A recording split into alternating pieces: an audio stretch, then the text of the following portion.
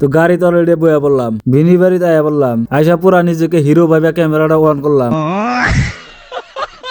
তো যেহেতু মাহি ওরা সবাই বাড়াইছে তো আমি জুতোটা পিন্ধে নেই। তো এটা হলো ডিস্ট্রিক্ট জেল অভয়পুরি, যেহেতু আমরা আস্থা পার্কে গেতাছি তাই এটার সম্বন্ধে যা লাগে। তো আইছিলাম পিলপিলি নিয়ে। তো ফাইনালি আস্থা পার্কে ফার্স্ট গেটটা পার হইলাম, আর একটা গেট আছে ভিতরে। তো টিকিট তো কাটা হয়ে গেছে, এখন ভেতরে ঢুকমু, ভেতরে দেখি কিরম অবস্থা হয়ে রয়েছে। তো মামা খালি মিষ্টি মিষ্টি আসতেছে। তো মাহিরা ফটো পোজ দিয়ে খারায় রয়েছে, কত সুন্দর ছোট ছোট ফুল গাছ। এবার ভেতরে ঢুকা মন হয়ে গেছে খারাপ, বৃষ্টি বৃষ্টি দিন, মানুষই নাই। তো বেশি দেরি করা যাবো না, ফট করে জামগা। তোমরা আড়া করতে করতে হরণ হয়েছে। তো আমি এখানে বই অল্প টাইম জিরিয়ে নিলাম। মাসে বলে ব্লগ বানাইতে সরম পায়, আমি আরো মাসে দিয়ে ব্লগ বানান ধরি। তোমরা ফাইনালি বহুত টাইম ঘোরাঘুরি করে এখন বাড়ি মিয়ে যাবার নিছি গা। তো গীতি খেলা দি গেটের সামনে এক বস্তা ফুচকা নিয়ে বয়ে রয়েছে এক বেডিক যা কইলাম 10 টাকার ফুচকা দেন আমাক। তো বিটি হয়ে গেছে খুশি, হাতে দিল বাটি। এই ফুচকা সবে খাইয়া যার যার মতো গেল বাড়ি।